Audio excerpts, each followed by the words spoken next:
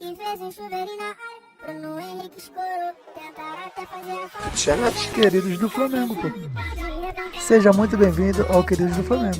E se você é um querido, já se inscreva no canal e deixa aquele like. É nóis. Globo, então vou tentar traçar para vocês algumas mudanças que ocorreram nos últimos dias do Flamengo.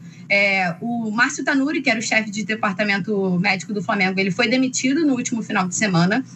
E o José Luiz Runco, ele assume um cargo que é novo. É um cargo de diretor médico geral do clube. E para que isso? Para que ele possa integrar toda a medicina do clube, não só o futebol, ele vai tomar conta de toda a medicina do clube, não só o futebol, como esportes olímpicos e todos os outros esportes, base, enfim, tudo estará envolvido pelo Runco. E aí, a outra grande mudança, né? O Runco nomeou nessa terça-feira o Fernando Sasaki como novo chefe de departamento médico do futebol do Flamengo.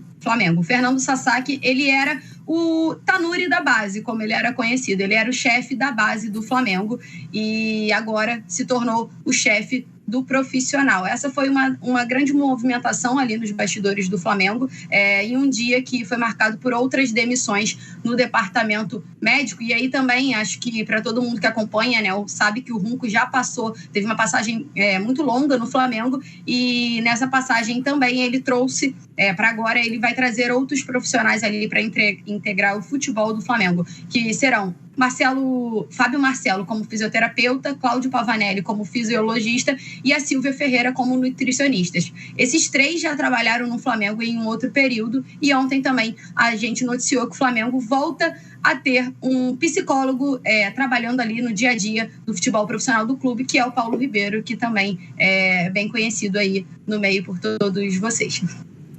E é importante essas informações, até porque hoje, com relação ao avanço, né, dessas situações que envolvem um grupo, né, de trabalho para um clube do tamanho como o Flamengo, até por conta de estrutura e tudo mais, o peso, mas a comissão, essa multidisciplinar, ela é hoje fundamental, ela é essencial, basicamente, né, para que o futebol, que é o carro-chefe, ele tenha sucesso.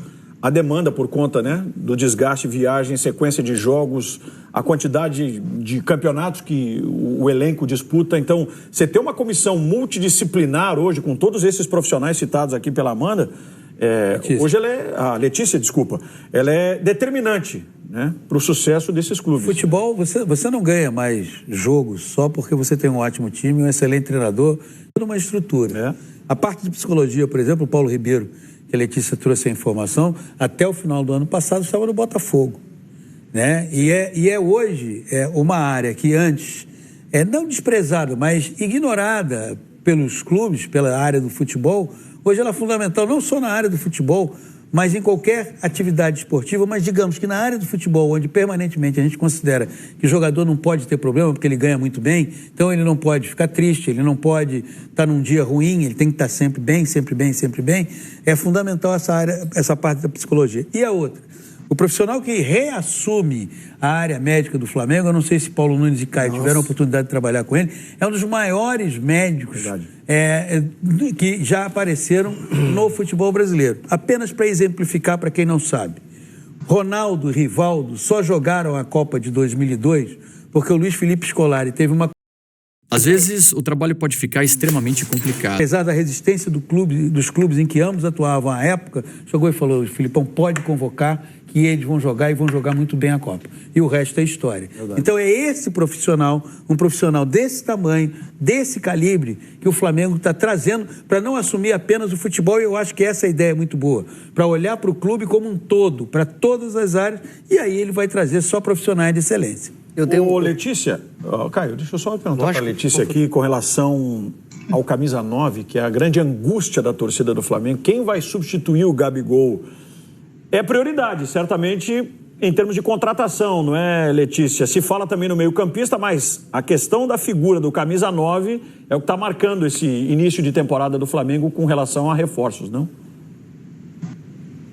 Exatamente, essa busca pelo camisa 9, pela saída do Gabigol e também, obviamente, pela ausência do Pedro, né, que só deve retornar ao gramado ali perto do Mundial de Clubes, se tornou a prioridade do Flamengo nessa janela e, como a gente divulgou hoje um pouquinho mais cedo lá no GE. Globo, é quem o Flamengo está mais próximo. Essa negociação é a negociação que o Flamengo está mais avançada. A gente ainda não descobriu o nome do personagem, né?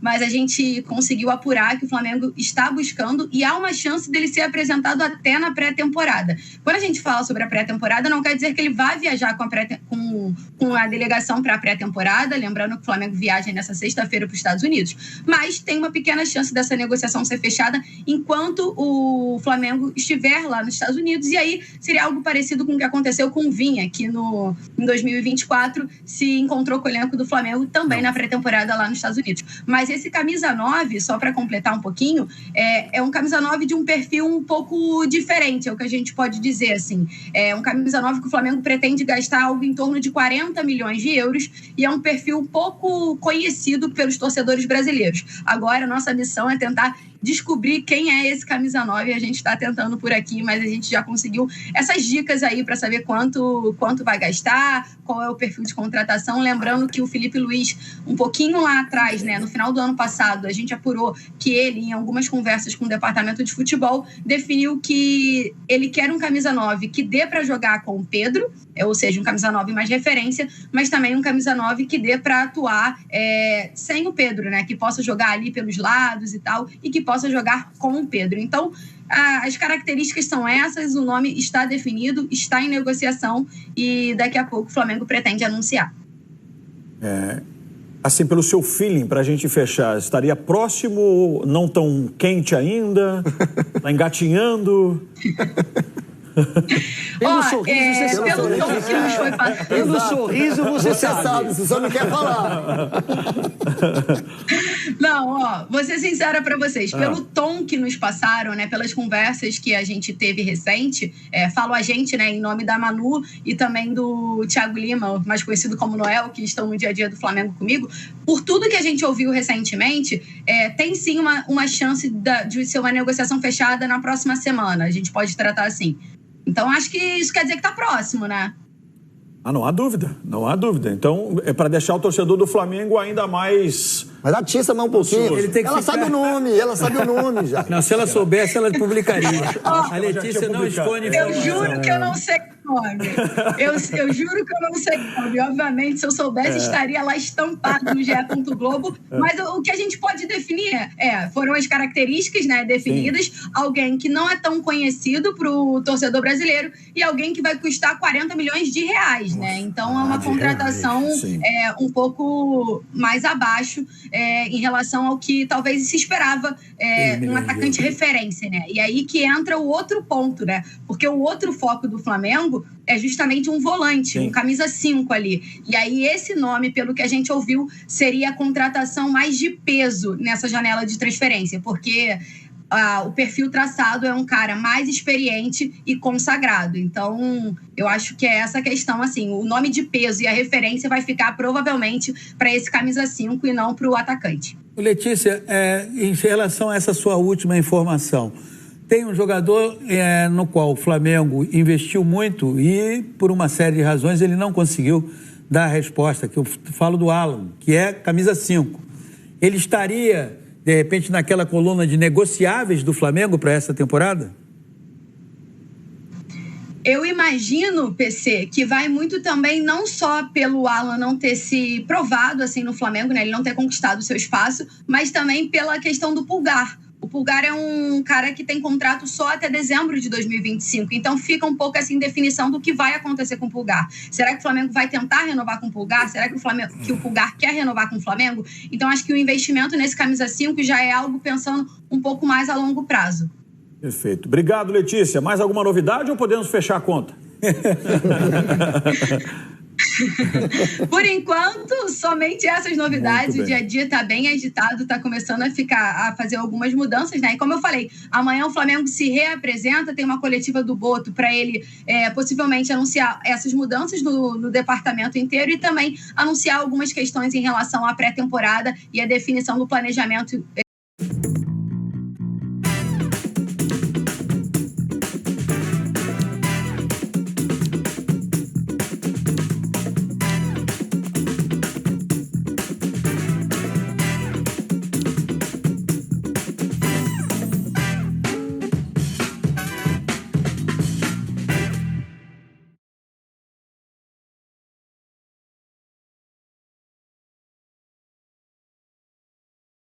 E olha, galera, o navegador que você usa todos os dias aí, ó, pra acessar o YouTube, acessar todas as redes sociais, tá pior do que esse carro velho aqui do GTA, tenho certeza.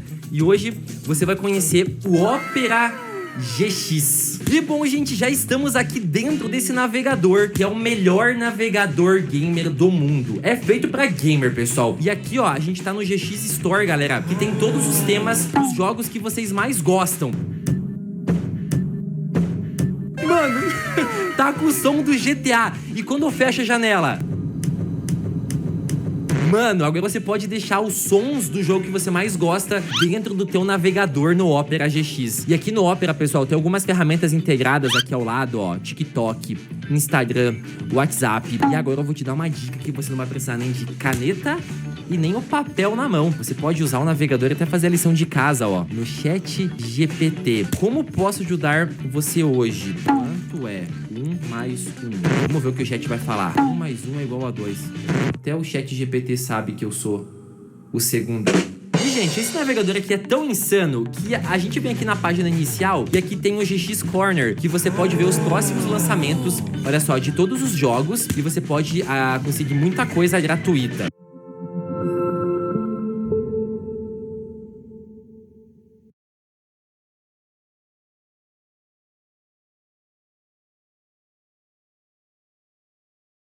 Utilizando também esse início do Campeonato Carioca, que o Flamengo vai jogar com os meninos, né? Sempre bom lembrar. É verdade, nesse início de competição. Obrigado, Letícia. Até a próxima, viu? Bom trabalho. Valeu. Bom, dadas as características, as circunstâncias, e agora? Fervendo os miolos, assim, né? O centroavante que o Flamengo vai buscar. Não estava se falando naquele Traoré, né? Traoré. Mas teria esfriado o negócio, né? Mas me parece que essa é até uma indicação do José Boto. Exatamente, que trabalhou com ele. Provavelmente, se for uma indicação dele, pode ser que ele esteja aí... Olha o elenco à disposição por enquanto. Esse, ó. Rossi, Matheus Cunha e Diogo Alves, os goleiros. Aí não vai mexer. Não. Aí você tem Wesley, né, que cobiçado, né, no mercado, Varela, Alexandre, Ayrton Lucas e laterais muito bons, né? Wesley terminou o ano como o melhor lateral direito do Brasil. Fácil. Os zagueiros, Léo Pereira e Léo Ortiz, os titulares, o Fabrício Bruno, que muito provavelmente vai se transferir, né? Aí provavelmente o Flamengo vai ter que contratar zagueiro, né? O Pablo, que teve 2 partidas apenas pelo Botafogo, lesões seguidas, o impediram de atuar. Garoto Cleiton, são os zagueiros à disposição. Bom zagueiro esse garoto. Felipe.